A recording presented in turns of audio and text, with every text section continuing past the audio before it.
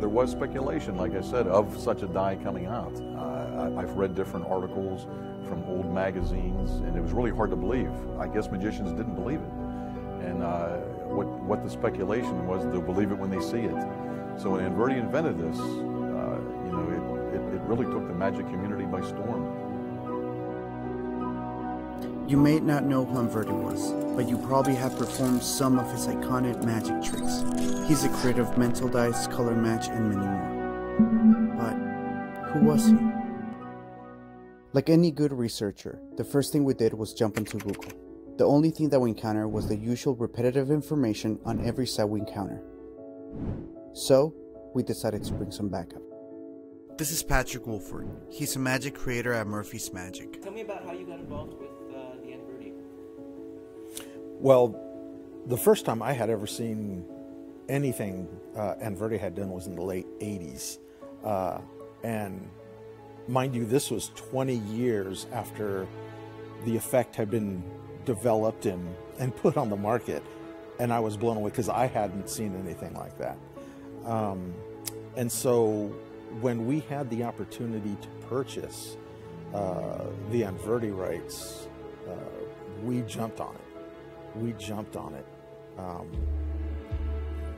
How could we not? For me, it's kind of interesting that the man's legacy is more about his work and not about the man himself. I looked around at pretty much all the sources that I could find, and I found a lot of sources on his work, but not about who he was as an individual. We asked Patrick if there was anyone who can help us discover the genius of Anverdi. So as far as the genius of Anverdi, yeah, there's someone who could definitely point you in the right direction. We gathered the crew to go on this journey. The mission was simple: learn more about the genius of Anverdi. Tell me about yourself. Well, my name is Chuck Caputo. I've been doing magic professionally for over 35 years as a full-time job. I'm also a magic collector. I collect, well, as you know, a lot of Anverdi magic. Chuck has over 30 Anverdi pieces in his collection, which has been steadily growing since he saw his first Anverdi invention in 1986. He's also been performing Anverdi effects for over 35 years. Anverdi was born in Holland in 1925, and I believe he passed away in 1995. So he lived there and he built all of his magic props and he shipped them worldwide. As far as the type of magic he performed was mostly electronic, but he also built liquid magic effects, and they were totally fantastic. I mean, he had different bottles that made liquid appear and disappear, milks, wines, and he also had trays and different milk pitchers. And his electronic magic, he was probably best known for, you know, ranging from walking tables to mental dies, color match, which is a magic marker effect. It's fantastic. But he did a little bit of everything, and on his lecture notes, he also came up with some very neat ideas as far as using a scarf and thread. Some very novel ideas. He was a very clever man. Anverdi was responsible for some of the finest magic creations ever, and was also pioneer in microelectronic magic. Mental die was one of his most iconic inventions. The Anverdi mental die, it's probably one of my favorite effects, and there was speculation in the early 60s, 1962, 1963, that there was an electronic die that was going to come out on the market. Anverdi was the one who created this. Basically, it was a plexiglass die, maybe 3 inches, 3 inches by 3 inches, standard die with a black plexiglass box. The box was opaque. You can place it inside, close the lid, and yet, from across the room, the magician could discern what number, what digit was facing up. As far as color match goes, at the time when Anverdi came out with this, as far as I know, there was a few similar effects, but it was not done the way Anverdi did it.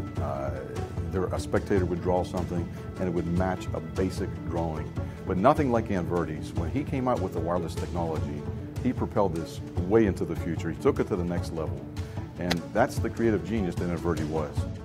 The first Anverdi prop I ever got, as best as I can remember, was the talking skull. It's a phenomenal effect. The little skull is suspended on a clear clear plexiglass backboard, and when you pulse the transmitter, there's a magnet in his jaw, and there's a coil in the base of the unit that'll attract the jaw.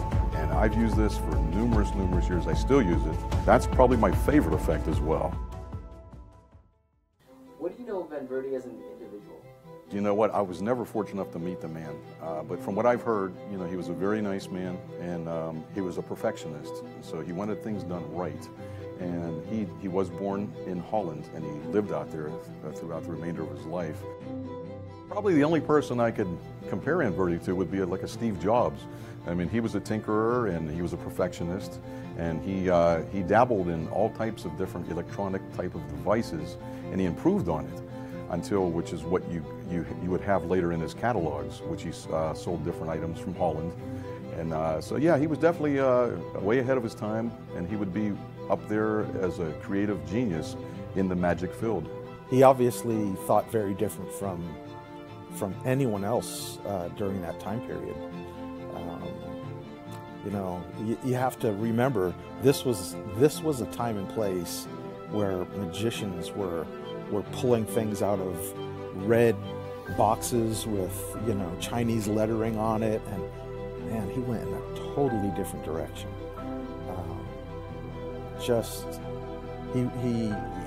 He was a man of his own. I mean, he really didn't follow what everyone else was doing. We went on this journey to discover the genius behind Vanverdi. But what we realized was none of that really mattered. What really matters is all the stuff that he left behind and how that inspires all of us.